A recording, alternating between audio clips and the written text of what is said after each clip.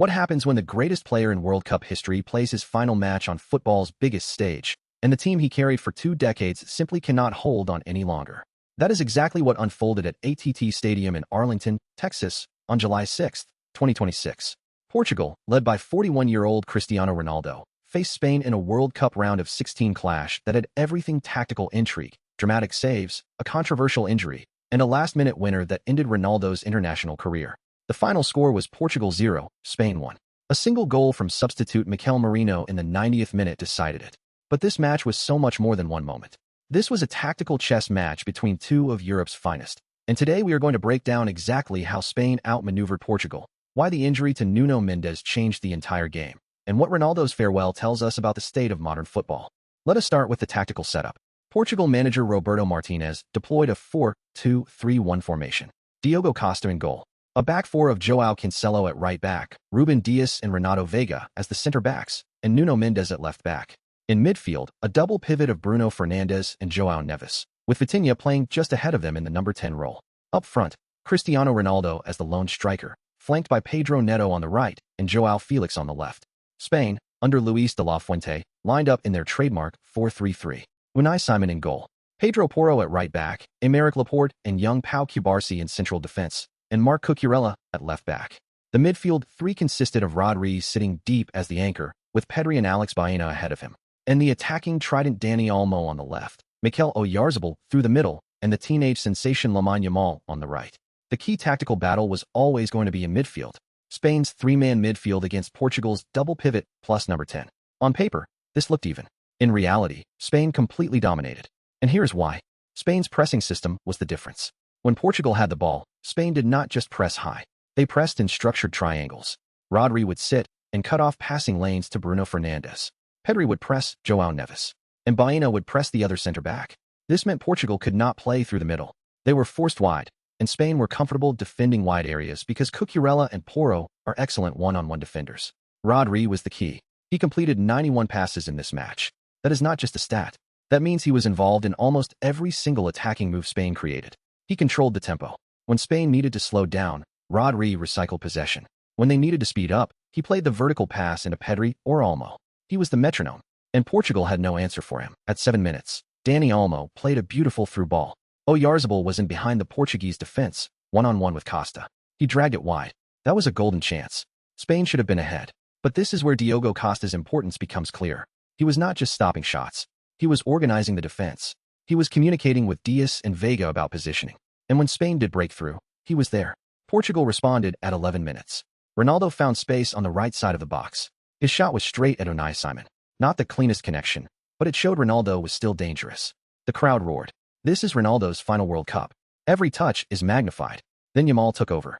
At 16 minutes, he shook a defender, burst into the box, and forced a diving save from Costa. The rebound fell to Alex Baena. Costa saved again. 2 saves in 5 seconds. The Portuguese goalkeeper was keeping his team alive. And this is a critical tactical point. Spain were creating chances through the right side because they were overloading that area.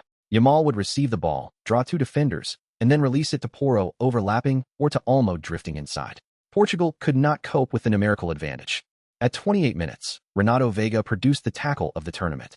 Yamal was streaking toward goal after beating his man. Veiga slid in, timed it perfectly, and dispossessed the teenager just as he was about to shoot. That might have been a goal-saving intervention. Veiga's reading of the game was exceptional all night. He anticipated Yamal's movement and made the tackle at exactly the right moment. Spain kept pressing. At 33 minutes, Yamal slipped a ball to Dani Olmo in the box. Cancelo was there to clear. But notice the pattern. Spain were consistently creating chances through the right side. Yamal was the catalyst. Every attacking move started with him receiving the ball, driving at his man, and then distributing it. Then came the moment that nearly changed everything. At 36 minutes, João Neto delivered a cross from the right. João Felix headed it. Simon saved. The rebound fell to Ronaldo. He struck it. Simon saved again. 2 saves in 2 seconds. The stadium erupted. Ronaldo could not believe it. This was the chance. The chance to put Portugal ahead in what might be his final World Cup match. But Simon was equal to it. At 40 minutes, Portugal won a corner. Nuno Mendes swung it in. It deflected off a Spanish defender's head. The ball hit the crossbar. So close. The first half ended scoreless, but it was anything but boring. Spain had the better chances, but Costa was heroic. Portugal had their moments, but Simon matched him save for save. Now let us talk about the second half, because this is where everything changed. At 53 minutes, Nuno Mendes went down with an injury. He was replaced by Nelson Semedo. And this was the turning point of the entire match. Here's why. Mendes was not just a left back. He was Portugal's primary outlet on the left side. He was the player who could match Yamal's pace. He was the one who stretched Spain's defense by making overlapping runs. Without him, Portugal lost their width on the left. Semedo was solid defensively, but he did not offer the same attacking threat. Spain noticed this immediately. With Mendes off, Spain could compress their defensive shape. They no longer had to worry about the left side being stretched. This freed up resources to double-team Yamal's side. Knowing Portugal could not counter as effectively through the left, Portugal's shape shifted. They became more narrow. And narrow formations against Spain's pressing system are a recipe for disaster. The stats tell the story. Spain had 68% possession. Portugal had 56%. But it is not just about possession. It is about where you have the ball. Spain had the ball in dangerous areas. Portugal had the ball in safe areas. Spain were creating chances. Portugal were recycling possession. At 60 minutes, Pedri found himself wide open at the top of the box. His shot sailed over. Portugal's midfield was starting to tire. Spain's pressing was taking its toll. Bruno Fernandes, who had been excellent in the first half, was now struggling to find space. João Neves was being pressed into mistakes. Vitinha was invisible. At 65 minutes, Alex Baena got a good look. Costa made a diving save. The Portuguese goalkeeper was keeping them in this match. But for how long? Spain were ramping up the pressure. Every attack was more dangerous than the last. At 72 minutes, Yamal won a free kick just outside the box. He stepped up, struck it. Costa deflected it over the bar. Spain were knocking. Portugal were hanging on. And this is where you see the difference between a team that controls a game and a team that survives it. Spain were in control. Portugal were surviving. At 75 minutes, Bruno Fernandes nearly broke the deadlock. He cut inside from the right, unleashed a curling shot. It hit the outside of the net. The crowd gasped.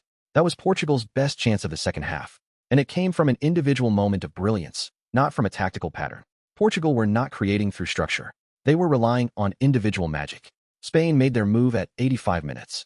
Pedri and Olmo came off. Fabian Ruiz and Mikel Merino came on. Fresh legs. Fresh energy. De La Fuente was going for the kill. And this is where experience matters. De La Fuente knew his team had been dominant.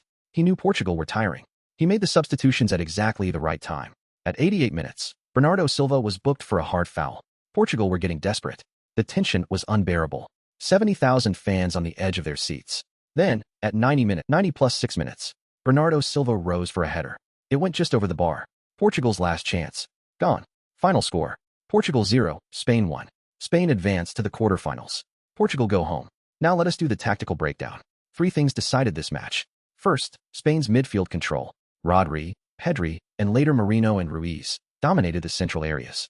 Portugal's midfield trio of Bruno Fernandes, João Neves, and Vitinha worked hard, but they could not match Spain's passing rhythm.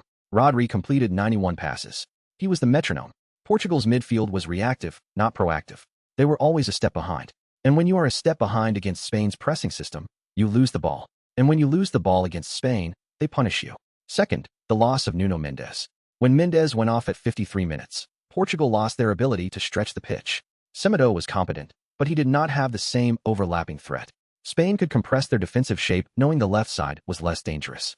This freed up resources to double-team Yamal's side, but it also meant Portugal could not counter as effectively. The entire dynamic of the match shifted in that moment. Third, Spain's game management. De La Fuente's substitutions were perfect. Merino and Torres changed the dynamic. Portugal's defense, which had been excellent for 89 minutes, finally cracked under the pressure of fresh attackers. That is the mark of a great manager, knowing when to make the change. And De La Fuente got it exactly right. Player ratings. Diogo Costa, 8 out of 10. Made 6 saves. Without him, Portugal lose 3 or 4-0. He was the best player on the pitch for Portugal. Renato Veiga, 7 out of 10. That tackle on Yamal at 28 minutes was world-class. He read the game brilliantly. João Cancelo, 6 out of 10. Defensively solid, but offered little going forward. Ruben Dias, 6 out of 10. Organized the backline well, but was beaten for the goal. Nuno Mendes, 7 out of 10 before injury. Was Portugal's best player until he went off. His injury was the turning point. Bruno Fernandes, 6 out of 10. Tried to create, but Spain's midfield pressed him into mistakes. João Neves, 5 out for Spain. Unai Simon, 7 out of 10. Made 2 crucial saves in the first half. Pedro Porro, 7 out of 10. Shut down Rafael Leo when he came on. Aymeric Laporte, 7 out of 10. Controlled the backline. Pau Cubarsí, 7 out of 10. The teenager was composed beyond his years. Marc Cucurella, 6 out of 10. Solid defensively. Rodri, 9 out of 10. Man of the match. Controlled everything. 91 passes. Dominant. Pedri, 7 out of 10. Created danger before being subbed. Alex Baena, 6 out of 10. Had chances, but Costa was better. Lamine Yamal, 7 out of 10.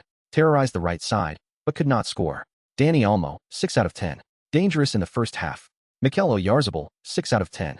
Missed a one-on-one early. Otherwise quiet. Mikel Merino, 8 out of 10. 5 minutes on the pitch. For Portugal, this is the end of an era. Ronaldo's World